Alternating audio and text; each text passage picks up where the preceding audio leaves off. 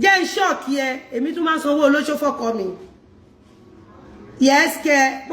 tó ẹ̀yin èèyàn mi ẹ kú déédé ìwòyí ẹ kú àsìkò yìí lónìí ẹ farabalẹ̀ kí ẹ gbọ́ ohun tó ń ṣẹlẹ̀ nínú fídíò yìí ẹ̀yin èèyàn nínú fídíò tí ẹ̀ ń wò lónìí yìí ọ̀rọ̀ pọ̀ gan ni nínú ìwé kọ́bọ̀ fídíò yìí ẹ̀yin èèyàn wa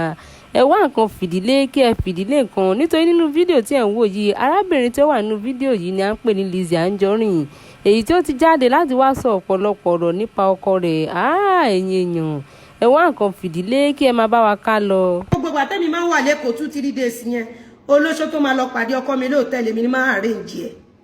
ó tún ṣọ́ọ̀kì ẹ̀ kó o lè bá mọ̀ orí iye ẹ ti burú ìwọ ọ̀dẹ̀ ó lè òponú ìgbà tí ṣé òkè lára ó lè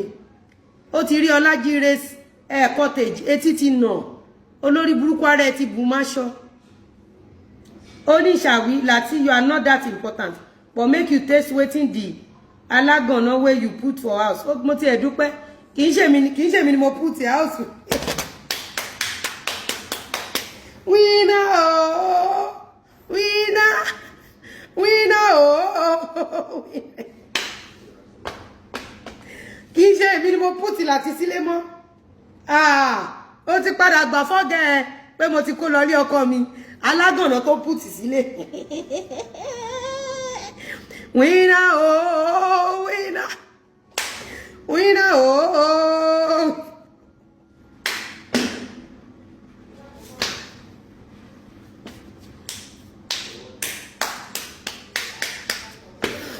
yeah. So ìgbà tó sọ pé ilé mi ló ń gbé àbí olóṣó lè wá nígbà yẹn okay nígbà tó ti wá ń kọ́ estate nsìn tó ti kọ́lé ara ẹ̀ ìyẹn tá rẹ̀ Abdulateef Lawal lóríire tó ti kọ́lé tiẹ̀ ìsìn ló ṣẹ̀ wá ń wá olóṣó tó máa lọ do àbí so àwọn ọkùnrin yẹn bó ṣe máa ń wá olóṣó lọ fún wọn nìyẹn ó dẹ̀yìn lẹ́yìn ìjímèrè àgbà tó tún lè gbéyàwó ẹ̀ka ẹgbẹ́ statement tó sọ́nbẹ̀ yẹn ó ní alágànná wéyù náà ó ti gbà ń sí pé Mr. Lawal ló gbé mi sílé wọ́n ti win mo ti ẹ̀gbọ́n Mr. Lawal ti dópin ẹ̀gbọ́n ẹ̀ dògo Ọlọ́run ti fòpin sẹ́gbọ́n ẹ̀ ọba ṣetán má kù ó ti fòpin sẹ́gbọ́n Mr. Lawal so Gistlover lẹ́nu ẹ̀ ó ti accept sí wípé Mr. Lawal ló gbé Lizzy sílé orí pé mi nìyá láyà ẹ̀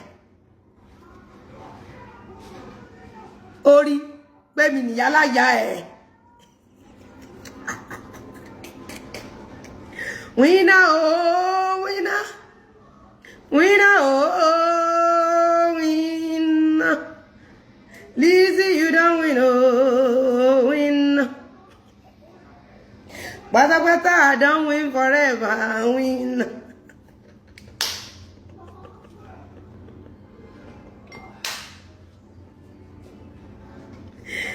Bẹ́kún pẹ́ dalẹ́ ayọ̀ ń bọ̀ lówùúrọ̀ sórí ọ̀tá